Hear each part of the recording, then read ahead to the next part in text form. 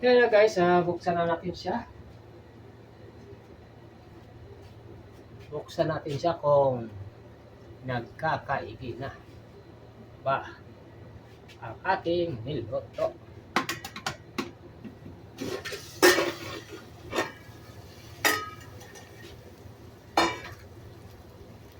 Ayan. Okay na. Ngayon, lalagyan natin siya ng isa pang panimpla natin para mas maras kaya-aya at mabango, masarap at lumasa siya lalo. Lalagyan siya natin ng, alam ko yung mga magagaling dito eh. Yan. Alam niyo kung ano to? At ayaw ko mabuksan. Ayan guys. Ito yung ating ipanimpla. Magi sabor. Sabor. Lagyan natin siya ng pampalasa. Kasi mamaya babalutin natin siya sa hindi naman natin siya lalahatin. Babalutin natin siya sa dahon. At alam ko makikita niyo mamaya pag binalot natin sa dahon. Pero maganda yung dahon sana ng litos. Tapos i-steam natin siya.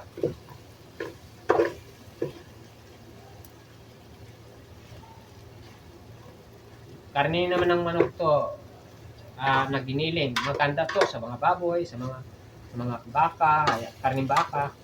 Giniling na karne ng baka. Pero tingnan natin. Lasahan natin muna guys kung okay. Mamaya. Paanin natin muna ng lasa na konti.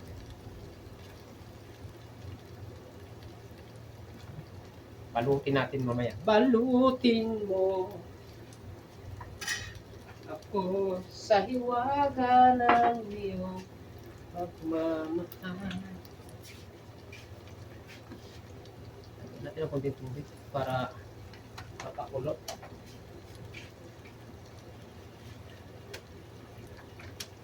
At habang piniprepare natin yan guys, habang niluluto natin siya, kasi nilagyan natin ng konting tubig.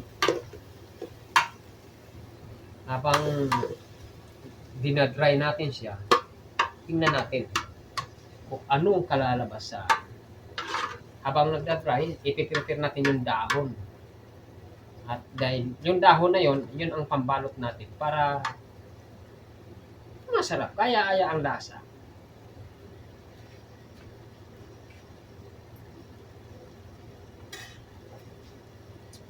Nagdaganap na konti. Kasi hindi pa lumasa ng husto.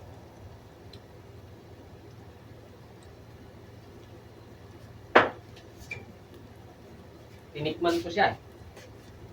Lagyan natin ng konting asin. Ayan. Ayun guys. Takpan natin muna siya. At ipiprepare natin yung ating dahon na garbage. Yun pala, wala akong tataran. Kasi bawat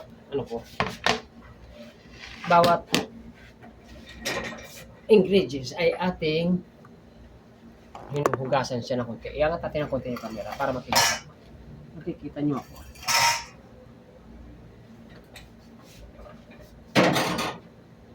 Ayun, kukuha tayo ng ilang hibla dito.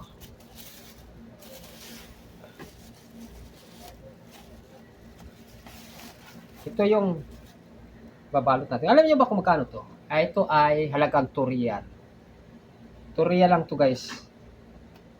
Naghanap kasi ako ng dahon ng litos kasi para mas masarap, mas malaki. Wala akong makita.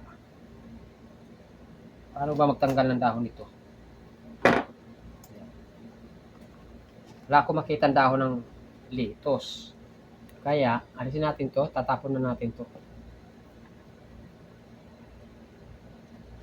Tapos, ito. Tapon natin yan. Wala kasi ako makita dahon ng litos. Kaya,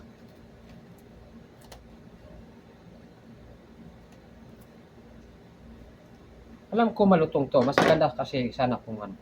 Pero bandian natin siya ng maligamgam na tubig mamaya. Ano, hindi ko makita kung paasa. Ayun.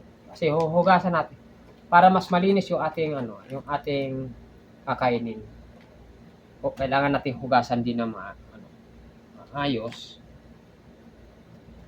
Ito guys, susubukan ko lang kasi dahil gusto kong pagkakitaan to sa atin dyan sa Pilipinas.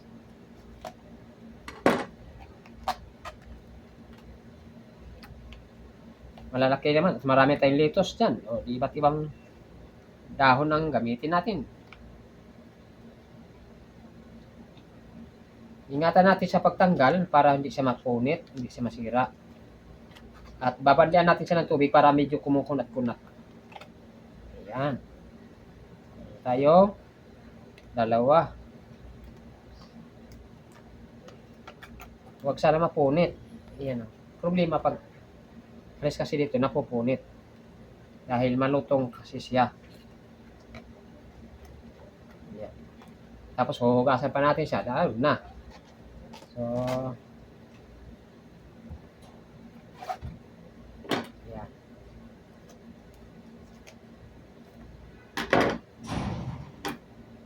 Balutin mo ako sa hiwaga ng iyong pagmamahal.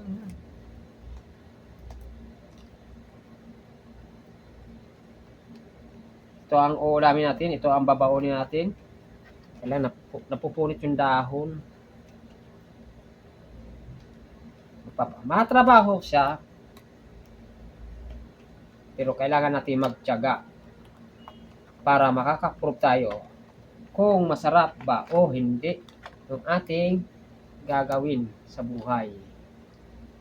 So, bakit naman kasi yung repolyo pa ang isip mong ipambalot? Kasi wala tayong makita na dahon-dahon na malapad. So, ayan guys, di ba? Ang sarap. Itatry lang naman natin siya kung uubra sa ating binabalak. Ngayon, palitan na natin yung ating kasi pakulo tayo ng tubig.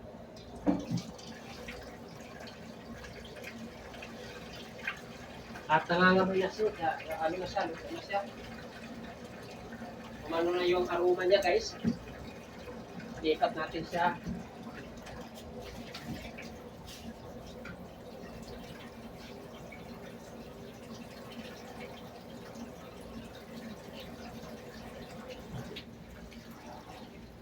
Ayan.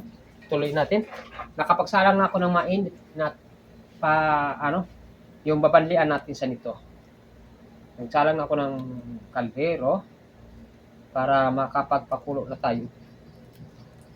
Hirap nang hindi tayo marunong hindi tayo marunong maghiwa kasi hindi tayo marunong magluto kasi ngayon nakita ko lang kasi sa YouTube nagustuhan ko yung sa YouTube sa Facebook yung isang vlogger nagba-vlog siya ng mga content na ganito na pagluluto. So nakakaisip ako ng pwede natin pagkakitaan dyan sa Pilipinas, sa bayang minamahal. Alisin natin ito. Nahihirapan ako, napapagod ako eh. Ganito lang pala kadali yun. Kung galing lang yung palala yun eh. Sus, Ginoo. Nahihirapan mo pa ako. Pero pag isa ko, maharang-harang ka pa. Sige. Kasama ka masira. Ayan guys, Yan lang ang ilan lang natin yan. Tingnan natin siya kung uobra ba yung ginagawa natin kasi. Sus, kahanap ng problema sa buhay si Sadik. Pero tatry natin to kasi malaking improvement pag ito ay nag-click sa Pilipinas. Ayan, oh. Depende sa laki. Ayan. Oh. Diba?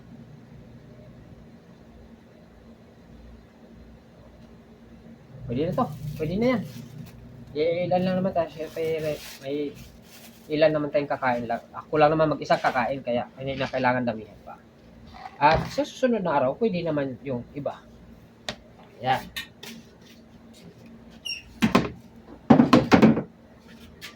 Ngayon, tatapon na natin ito.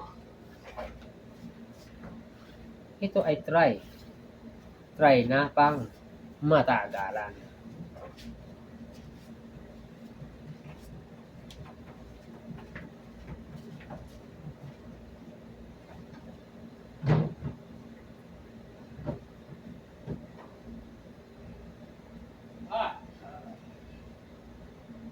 Palutin mo ako sa diwaga ng iyong pagmamahal.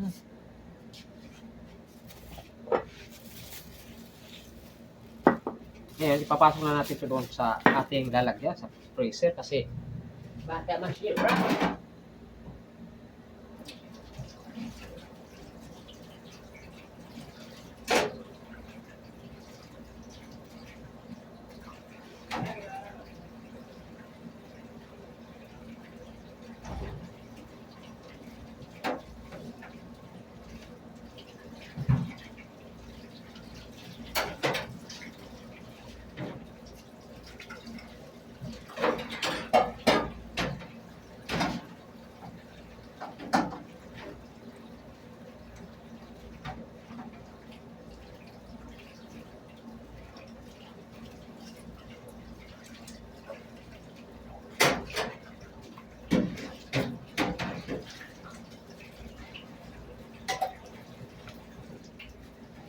Buhay.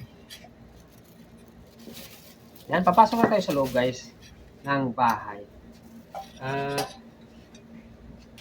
Patayin ko muna.